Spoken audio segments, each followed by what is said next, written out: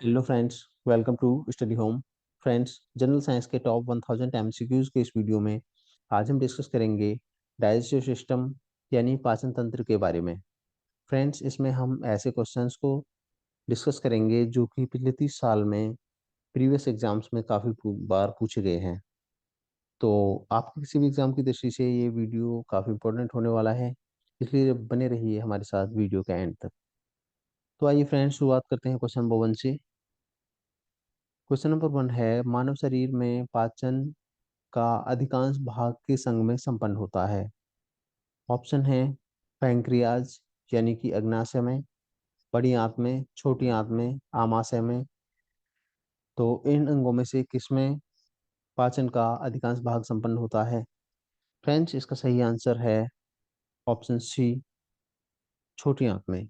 हमारे भोजन का अधिकांश भाग हमारे छोटी आंत में पचता है, और इसके अलावा पचे हुए पदार्थों का अवशोषण भी छोटी आंत में ही होता है। हालांकि अ, भोजन का पाचन तो हमारी मुख गुहा से लेकर जब यहाँ से भोजन प्रवेश करता है, और इसके बाद वो फिर ग्रास नली से होते हुए यहाँ पे आमाशय में आता है, हमारे स्टमक में आता है, और उसके बाद फिर छोटी आंत में आता है, और उसके बाद बड़ी आंत में, यानी कि बड़ी आंत तक चलता रहता है। मुख गुहा से लेके बड़ी आंत तक चलता रहता है, लेकिन मुख्यतः अधिकांश भाग हमारी छोटी आंत में ही बचता है। तो अगर छोटी आंत की लंबाई की बात करें तो छोटी आंत की लंबाई होती है 7.5 मीटर, और या फिर 22 फीट के लगभग इसकी लंबाई होती है। और बड़ी आंत की लंबाई होती है 1.5 मीटर तक, 1.5 मीटर, या फिर 5 फीट हम कह सकते हैं, 5 फीट तक। लेकिन बड़ी आंत जो है वो छोटी होती है, और छोटी आंत बड़ी होती है। लेकिन छोटी आंत को छोटी आंत इसलिए कहा जाता है क्योंकि इसका जो व्यास है, यानी कि ये पतली होती है, और बड़ी आंत मोटी होती है, इसका व्यास ज़्यादा होता है। इसलिए बड़ी आंत को इसलिए बड़ी आंत कहा जाता है, इसकी लंबाई कम होने के बावजूद भी। और छोटी आंत को इसकी लंबाई ज़्यादा होने के बावजूद इसको छोटी आंत कहा जाता है। और बात आती है पैंक्रियाज यानी कि अग्नाशय की। अग्नाशय आप देख सकते हैं, हमारे जो स्टमक होता है, आमाशय होता है, उसके ठीक नीचे ये स्थित होता है। और इसका काम क्या है? यह एंजाइम बनाता है जो भोजन के पाचन में मदद करते हैं, और हार्मोन भी बनाता है जो ब्लड शुगर को नियंत्रित करते हैं। ब्लड शुगर के लिए जो जिम्मेदार इंसुलिन नाम का हार्मोन है, वो यहीं से सिक्रेट होता है, यहीं से स्रावित होता है, अग्नाशय से। और इसके बाद आमाशय। आमाशय आप देख सकते हैं, ये ग्रास नली और छोटी आंत के बीच का पार्ट है। ये वाला जो पार्ट है, ये हमारी ग्रास नली है, और यहाँ से ये ग्रहणी के बाद छोटी आंत शुरू हो जाती है। तो इसके बीच का पार्ट है ये, और इसमें मुख्यतः प्रोटीन का पाचन होता है। और इसकी क्षमता की बात करें तो इसकी क्षमता जो है, इसमें खाना कितना तक रह सकता है? तो 1 से लेकर 3 लीटर तक भोजन इसमें धारण किया जा सकता है, इसकी कैपेसिटी होती है। नेक्स्ट, लार निम्न में से किसके पाचन में सहयोग करती है? ऑप्शन है स्टार्च के, प्रोटीन के, रेशे के, या फिर वसा के। तो ये क्वेश्चन पूछा गया था आरएएस यानी कि राजस्थान सिविल सेवा परीक्षा में 2012 में। तो इसका सही आंसर है ऑप्शन ए, स्टार्च। लार जो है स्टार के पाचन में मदद करती है। लार के पाचन कार्यों में शामिल क्या क्या चीजें हैं? भोजन को गीला करना, सबसे पहले लार भोजन को गीला करती है, फिर उसकी लुक भी बनाती है, और जिससे कि उसे आसानी से निगला जा सके। लार में एंजाइम पाया जाता है एमाइलेस, एमाइलेस, और जिसका दूसरा नाम टायलिन भी है, टायलिन। तो ये भोजन में जो स्टार्च होता है उसके पाचन यहीं से शुरू होता है, और ये स्टार्च को शर्करा में तोड़ देता है। और लार में इसके अलावा लाइसोजाइम नामक एंजाइम भी होता है, लाइसोजाइम नामक एंजाइम भी होता है, जो कि भोजन के साथ जो जीवाणु आदि आ जाते हैं, जो अनवांटेड चीजें आ जाती हैं, अनवांटेड जो सूक्ष्म जीव आ जाते हैं, जीवाणु आ जाते हैं उनको नष्ट करता है। और इसके अलावा प्रोटीन के पाचन की बात करें, जैसे कि हमने पिछले क्वेश्चन में बताया, प्रोटीन का पाचन होता है हमारे आमाशय के अंदर, आमाशय यानी कि हमारे स्टमक के अंदर, क्योंकि यहाँ पे पेप्सिन नाम का एंजाइम पाया जाता है जो प्रोटीन के पाचन में मदद करता है। और वसा का पाचन हमारी छोटी आंत में होता है। और वसा जो है छोटी आंत में छोटी छोटी गोलिकाओं के रूप में होती है, और छोटी छोटी गोलिकाओं में होती है, और उसको जो लीवर से पित्तरस आता है वो उनको तोड़ तोड़ के छोटे भागों में बनाता है। तो और इसके अलावा रेसे रेसे हमारे भोजन का ही पार्ट है, हमारे भोजन को जो पचाने में मदद करते हैं, फाइबर जिन्हें हम बोलते हैं। तो नेक्स्ट क्वेश्चन, ये कथन और कारण से संबंधित है। मानव शरीर में यकृत वसा के पाचन में महत्वपूर्ण भूमिका निभाता है। कारण है, यकृत दो महत्वपूर्ण वसा पाचक एंजाइम उत्पन्न करता है। तो इसमें दोनों ए और आर यानी कि कारण, कथन और कारण दोनों सही हैं, तथा आर एक का सही कारण है। दोनों ए तथा आर सही है, परंतु आर ए का सही कारण नहीं है। सी, ए सही है परंतु आर गलत है। और डी, ए गलत है परंतु आर सही है। तो फ्रेंड्स, इसमें सही आंसर है ऑप्शन सी, ए सही है। यानी कि मानव शरीर में यकृत वसा के पाचन में महत्वपूर्ण भूमिका निभाता है, ये बात सही है। लेकिन जो इसका कारण दिया गया है ये गलत है, क्योंकि यकृत से पित्त की थैली में पित्त रस पहुंचता है, और जो वसा युक्त भोजन के पाचन में महत्वपूर्ण भूमिका निभाता है। और यकृत वसा पाचक एंजाइम नहीं उत्पन्न करता है। वसा का पाचन जो है छोटी आंत में होता है, जैसे कि हमने पीछे भी डिस्कस किया। और छोटी आंत में वसा छोटी छोटी गोलिकाओं में होती है, जो कि लीवर से आया पित्तरस उन्हें तोड़ देता है, और जिससे एंजाइम जो होता है वहाँ पे वो क्रियाशील हो जाता है। और अग्नाशय से स्रावित लाइपेज नाम का जो एंजाइम है वो क्रियाशील हो जाता है। लाइपेज एंजाइम वसा को वसा अम्ल और ग्लिसरॉल में तोड़ देता है, और पाचित वसा जो है अंत में आंत की भित्ति अवशोषित कर लेती है। नेक्स्ट, एंजाइम मूलतः होते हैं, एंजाइम क्या होते हैं? वसा होते हैं, शर्करा होते हैं, प्रोटीन होते हैं, या फिर विटामिन होते हैं। ये क्वेश्चन काफी इंपॉर्टेंट है, पूछा गया था यूपीसीएस 1996 में, मेंस 2004 में, और लोअर 2013 में। तो इसका सही आंसर है ऑप्शन सी, प्रोटीन। यानी एंजाइम्स क्या होते हैं? मूल रूप से प्रोटीन होते हैं सभी एंजाइम्स, जो कि एक बायो उत्प्रेरक के रूप में कार्य करते हैं, जो कि जैव रासायनिक क्रियाओं को उत्प्रेरित करते हैं और उनकी गति को बढ़ाते हैं। और इनका निर्माण मुख्यतः नाइट्रोजनीय पदार्थों से होता है। और बहुत से कार्बनिक पदार्थ जैसे प्रोटीन, कार्बोहाइड्रेट और वसा को सरल अणुओं में परिवर्तित करने की प्रक्रिया जो है एंजाइम के द्वारा ही संपन्न होती है।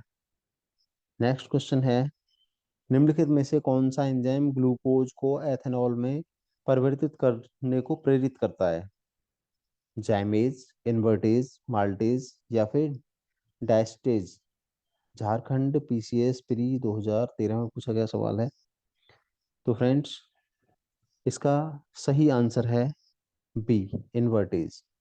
इन्वर्टेज जो है वो एथेनॉल को, ग्लूकोज को एथेनॉल में परिवर्तित करने के लिए प्रेरित करता है।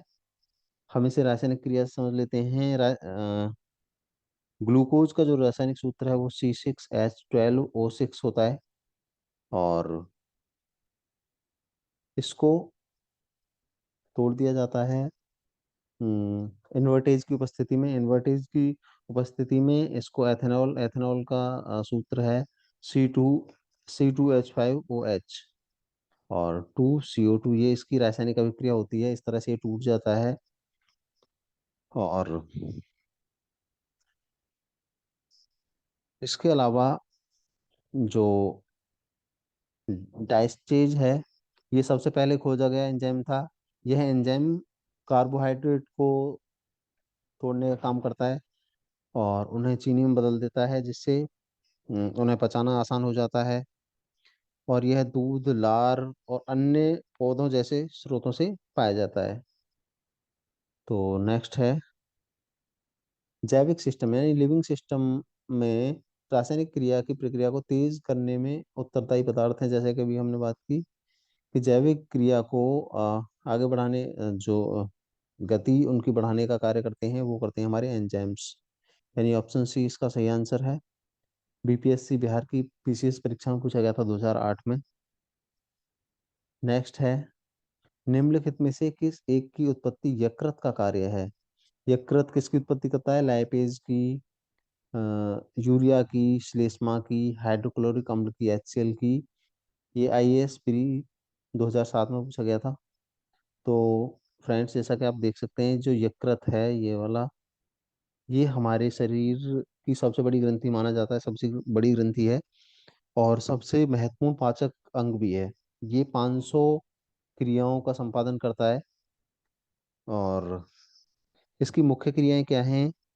ये पित्त का उत्पादन करता है और रक्त प्लाज्मा के कुछ प्रोटीनों का उत्पादन करता है और ग्लाइकोजेनोसिस क्रिया द्वारा ग्लूकोज का ग्लाइकोजन में परिवर्तन करता है और रक्त में अमीनो अम्लों का नियमन करता है, कंट्रोल करता है उन्हें, और विषाक्त अमोनिया को यूरिया में बदलता है। यानी कि यकृत, यूरिया का उत्पादन कहाँ से होता है? यकृत के द्वारा। तो इसका सही आंसर है यूरिया। नेक्स्ट क्वेश्चन है लिपिड्स का पाचन निम्नलिखित में से किसकी उपस्थिति में होता है?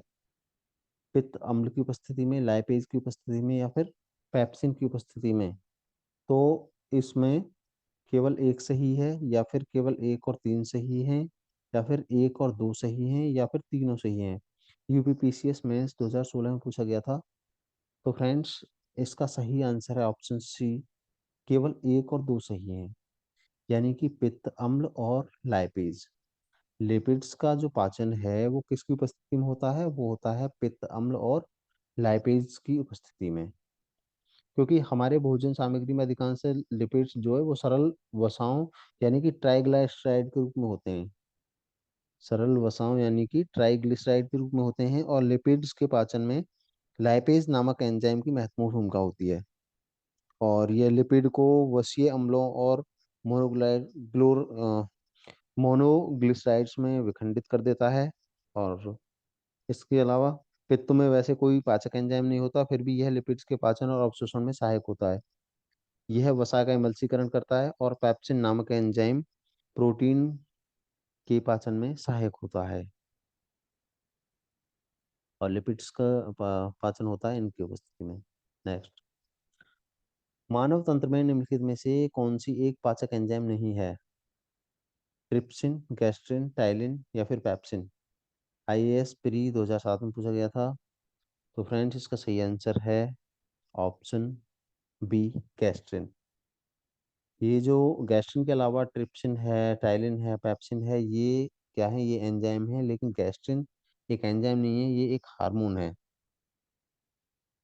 हाँ, और अगर बात करें ट्रिप्सिन का जो स्राव है वो कहाँ से होता है? अग्नाशय से होता है। अग्नाशय यानी कि पैंक्रियाज से होता है, अग्नाशय। और टाइलिन का हमारी लार में होता है, जैसे कि हम शुरू में ही बात कर रहे हैं। और पेप्सिन का जो श्रावण है, जो निकलता है, ये हमारे आमाशय से निकलता है। यानी, और जो गैस्ट्रिन है, गैस्ट्रिन ये एक हार्मोन है, ना कि एक पाचक एंजाइम है। तो इसलिए इसका सही आंसर है ऑप्शन बी, गैस्ट्रिन।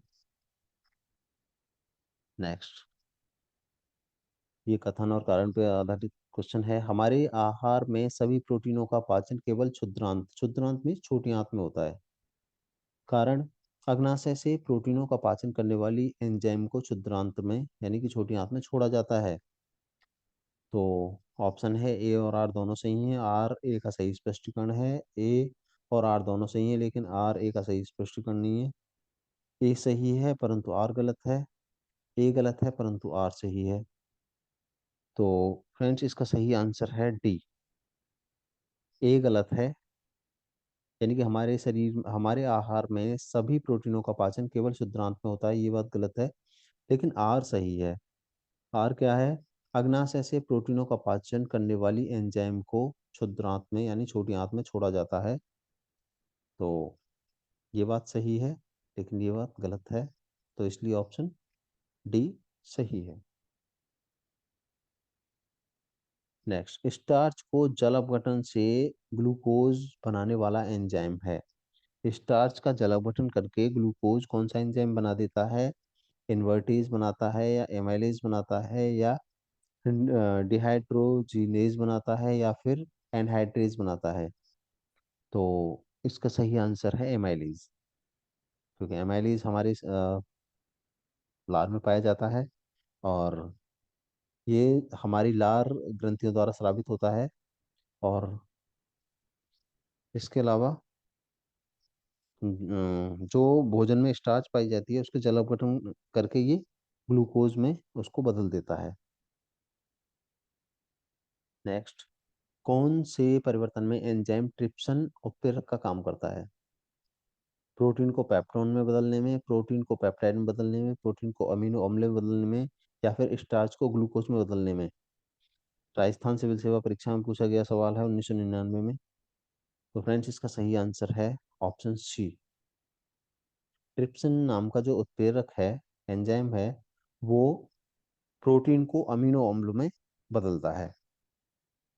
ट्रिप्सिन नाम का एंजाइम का जो स्राव है वो पैंक्रियास से होता है, जो कि प्रोटीनों को अमीनो अम्लों में परिवर्तन करने के लिए उत्प्रेरक का कार्य करता है। और अग्नाशय एक मिक्स्ड ग्लैंड होती है हमारे शरीर की, जिससे हार्मोन तथा पाचक रस का स्राव होता है।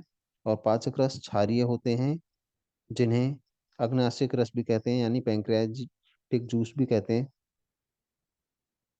नेक्स्ट, मानव शरीर में पुच्छ पुच्छ यानी कि अपेंडिक्स कौन सी संरचना से संलग्न होता है, यानी कहाँ पाया जाता है? पुच्छ आप यहाँ पे देख सकते हैं। तो ये वृद्धांत में बड़ी आंत में पाया जाता है, छोटी आंत में पाया जाता है, पित्ताशय में पाया जाता है, या फिर आमाशय में पाया जाता है? आईएएस प्री 2007 में पूछा गया सवाल था।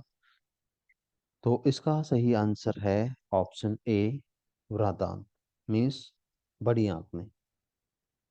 बड़ी आंत से ये लगा हुआ होता है, आप देख सकते हैं यहाँ पे जहाँ पे छोटी आंत बड़ी आंत मिलती हैं, वहाँ पे ये अम, हमें देखने को मिलता है। और जो ये अपेंडिक्स है, इसको हिंदी में कहते हैं कृमि रूप परिशिष्ट का, ये एक अवशेषी अंग है। अवशेषी अंग मीन्स इसका मेन काम कुछ है नहीं हमारे शरीर के अंदर। पहले जब मानव शुरुआती दौर में घास फूस आदि खाया करता था, तब ये सेलुलोज के पाचन के लिए इसका काम होता था। लेकिन जब से मानव सर्वाहारी बना है, मांस वगैरह खाने लगा है, तब से इसका काम खत्म हो गया है और एक अवशेषी अंग के रूप में बचा हुआ है।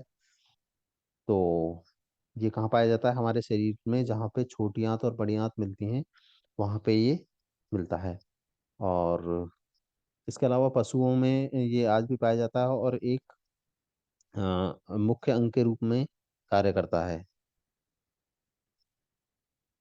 यानी विकसित अवस्था में है ये।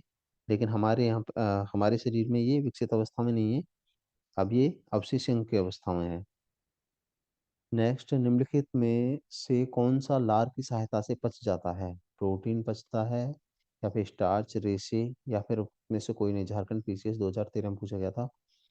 तो इसका सही आंसर है स्टार्च, ऑप्शन बी स्टार्च। जैसे कि हम शुरू से बात कर रहे हैं कि लार में जो होता है हमारे टाइलिन एंजाइम होता है, जिसको एमाइलेज भी बोलते हैं, जो कि स्टार्च को शर्करा में तोड़कर हमारे पाचन में सहायता करता है। और नेक्स्ट है अभिकथ यानी स्टेटमेंट, और ये एसेसन और रीजन पे आधारित क्वेश्चन है। मानव शरीर सेल्यूलोज के पाचन में असक्षम है, यानी जो ये घास फूस आदि में पाया जाता है सेल्यूलोज। तो ये मानव शरीर सेल्यूलोज के पाचन में असक्षम है, कारण मानव शरीर में स्टार्च अपघटक एंजाइम डायस्टेज विद्यमान रहता है। तो ए और आर दोनों सही हैं। ए का सही स्पष्टीकरण आर है। ए और आर दोनों सही हैं, परंतु आर ए का सही स्पष्टीकरण नहीं है। ए सत्य है किंतु आर असत्य है, ए सत्य है किंतु आर सत्य है। तो इसका सही आंसर है ऑप्शन बी, मनुष्य के पाचन तंत्र में सेल्यूलोज को पचाने वाले एंजाइम नहीं पाए जाते, परंतु स्टार्च अपघटक एंजाइम यानी लारिये डायस्टेस पाया जाता है, जो कि स्टार्च को माल्टोस में बदल देता है। और मनुष्य की लार में भी ये पाया जाता है। तो कथन दोनों सही हैं, लेकिन डायस्टेस की वजह से सेल्यूलोज का पाचन नहीं होता है, इसलिए दूसरा कथन पहले कथन की व्याख्या नहीं करता है, यानी ऑप्शन बी सही आंसर है इसका। नेक्स्ट क्वेश्चन है, शरीर में अतिरिक्त ग्लूकोज ग्लाइकोजन में परिवर्तित होकर कहाँ भंडारित हो जाता है या भंडारित रहता है? आमाशय में, यकृत में, अग्नाशय में या फिर पित्त में? तो इसका सही आंसर है ऑप्शन बी, यकृत में।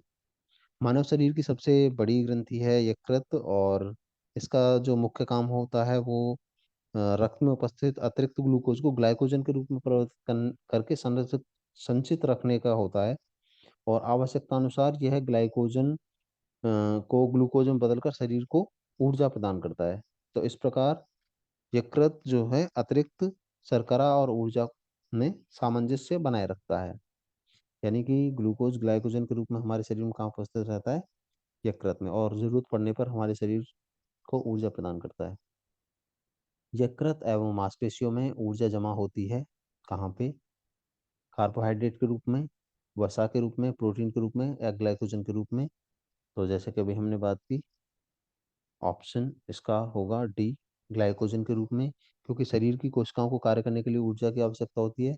और ये ऊर्जा हमें कहाँ से मिलती है? शुगर से, वसा से, प्रोटीन की रासायनिक क्रियाओं से प्राप्त होती है। शुगर शरीर में ग्लूकोज में परिवर्तित हो जाती है, और जो कि और अवशोषित होकर रक्त से विभिन्न अंगों ऊतकों में पहुंच जाती है।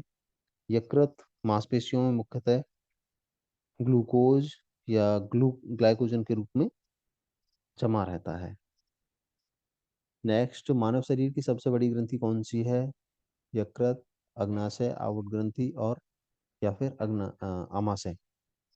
तो जैसे कि हम कई बार डिस्कस कर चुके हैं पहले भी, कि मानव शरीर की सबसे बड़ी ग्रंथि माना जाता है यकृत को, और जबकि सबसे जो सबसे बड़ी अंतःस्रावी ग्रंथि माना जाता है अवुट ग्रंथि, और यह 15 से 22 सेंटीमीटर लंबा होता है और चौड़ा। इसमें भार होता है लगभग 1.5 किलो तक का, और यह एक मुख्य पाचक ग्रंथि है जो कि कार्बोहाइड्रेट उपापचय, वसा उपापचय, पित्त का श्रावण आदि कार्य करती है। तो इसका आंसर है ऑप्शन ए, यकृत। नेक्स्ट,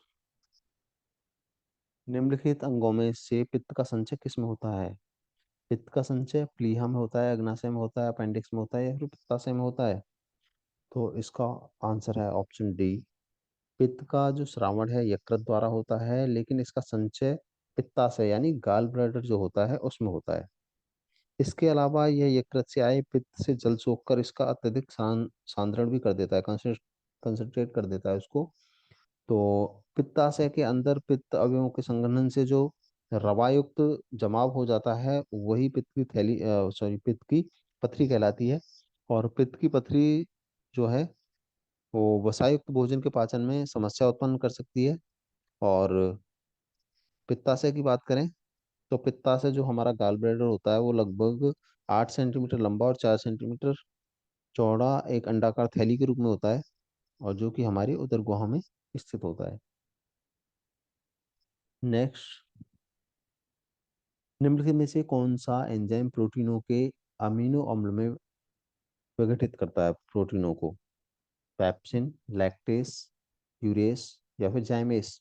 यूपीपीसीएस प्री 2017 और मेंस 2017 में पूछा गया है। तो इसका आंसर है ऑप्शन ए, पैप्सिन, क्योंकि प्रोटीन का पाचन जो है पैप्सिन नामक एंजाइम करता है। और बात करें कि कहाँ पे पचता है प्रोटीन, तो प्रोटीन का पाचन होता है हमारे आमाशय के अंदर। और नेक्स्ट क्वेश्चन है, सुमेलित कीजिए। यहाँ पे ये द्राक्ष शर्करा, द्राक्षा शर्करा, फल शर्करा, दुग्ध शर्करा, चीनी और स्टीविया, ये शर्करा के टाइप दिए गए हैं। और इनको क्या कहा जाता है, इनके वैज्ञानिक नाम क्या हैं? तो द्राक्षा शर्करा, जिसको हम ग्लूकोज कहते हैं, ग्लूकोज। फल शर्करा, जिसको फ्रक्टोज कहा जाता है, फ्रक्टोज। दुग्ध शर्करा को लैक्टोज कहा जाता है, और चीनी को सुक्रोज कहा जाता है, और स्टीविया जो है प्राकृतिक स्वीटनर है। सो फ्रेंड्स, आज के इस वीडियो में इतना ही। हमारे ये वीडियो देखने के लिए धन्यवाद। अगर आपको हमारा ये वीडियो पसंद आया हो तो आप इसे लाइक करें, दोस्तों के साथ शेयर करें। साथ ही हमारा चैनल स्टडी होम सब्सक्राइब करना ना भूलें। Thanks for watching, please subscribe study home.